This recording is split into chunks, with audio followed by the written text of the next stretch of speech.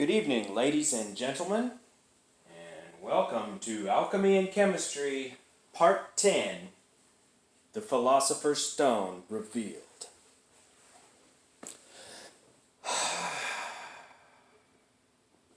Before we get to that, let's pick up on the last video.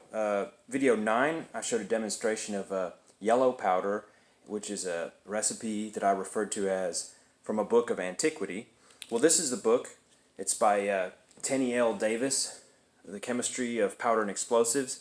It's pretty heady on the chemistry side, but it's a good review of history, and it does have, this is an alchemical picture here that they used. This is at the end of alchemy where it shifted over from an age of mysticism into an age of modern science. But the Old English language really played into just the character of the stories that are in this. Bones of Adam mixed with the brimstone and all these antiquated terms. It's very interesting. But anyway, the topic of today's video, episode 10, The Philosopher's Stone Revealed. What is it, the Philosopher's Stone? Well, here's the symbol of it. Showed this in, I think, video 1 or 2. Magnum opus, it means the great work. That's your symbol of it. But what does it mean? Well, first you have to understand the word philosophy. The word philosophy comes from two Greek words, philos or philos, meaning that loving or liking of something, and then sophic. And sophic is a Greek word that means wise. So a philosopher is someone that likes that which is wise. With that in mind, what would the philosopher's stone be? I look at it like that, as if it were a riddle.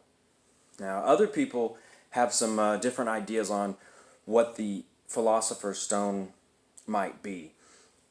Some have suggested the philosopher's stone is phosphorus, made from putrefied urine, boiled down in a container, and then evaporated until there's a stone made of phosphorus, which auto-ignites in air, glows mysteriously, and puts off acrid smoke. That's one theory about a philosopher's stone. Another theory about the philosopher's stone is that it would be cinnabar, which is a mineral, a rock-like mineral that's got reddish tones, and when you heat it, it gets hot enough, it exudes hydrurium. That's mercury, right? Elemental mercury. So that is definitely a substance of alchemy, and it can have both physical and spiritual meanings. But on my own personal quest, I've come to my own conclusion about what the philosopher's stone is. When I reveal it to you, you're going to be shocked because the answer is right in front of your eyes. I mean, literally, it's glass. Huh? See? Silicon dioxide. Naturally occurring quartz, which is found in deposits with gold. But it has so much more going for it, glass does. You see, it's the origins of microscopes, telescopes, glassware, chemistry glassware. It's the substance that we build all of our modern digital technology on, silicone. Silicone semiconductors. That's how you get all your cell phone technology and internet. So, like a stone, glass is clear. Let me rephrase that. I got ahead of myself. Like a stone, glass is brittle, right? But you can see through it. You can see what lies beyond it. Therefore, glass is like that which a philosopher would use, and it's the lens of philosophy. So this is the best representative physical substance of the philosopher's stone. To give you some more evidence in my favor on my idea about the philosopher's stone here, as if the modern digital age wasn't enough, glass, when it's introduced to gold, becomes ruby red in color. So if you take glass and you get it hot and roll it in powdered metals, it can pick up sort of a... It's a form of quantum mechanics, but it can change the color of the glass. And in the event of using powdered gold, it makes glass ruby red. Well, here's an interesting article from this Alchemy website here. Maybe you can see it, maybe you can't.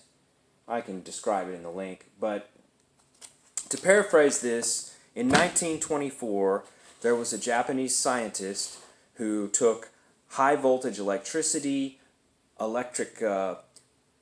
electrodes into a container filled with paraffin and mercury, and over the course of several hours noticed red spots on the glass, which later was tested and found to be gold. So glass really does have a link to discovering gold, or the stone upon which an actual basis you can test in old ways to see, yep, we've actually created gold through a transmutation process, which was originally, as I said here, 1924 they discovered it could be done, not financially practical. And now in modern science we know that there's 7 isotopes of mercury, one of which is only, I think, 1 proton away from being gold. So in a neutron bombardment situation, you can turn mercury into gold with extremely high energy levels of electricity and certain other chemicals around. Again, pyrotechnically, electrically, possible to turn mercury into gold. But see, that's all just a big illusion, you see. It's kind of like the where's the real value at?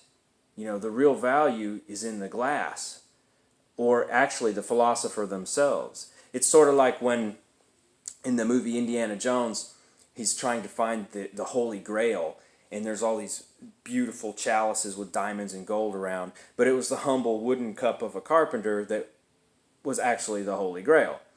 So that's the way I look at the Philosopher's Stone. I think it's glass. Tell me what you think, interwebs, and I'll see you next time when we will go more into the discussion of what is really the purpose of the alchemy in the spiritual sense, in the social sense, in the sense of humans. And there's a whole branch of that we will describe as the greater work and the lesser work. So I'll get into that in my next video, or something very similar to it. That's enough talking for one day. Peace out.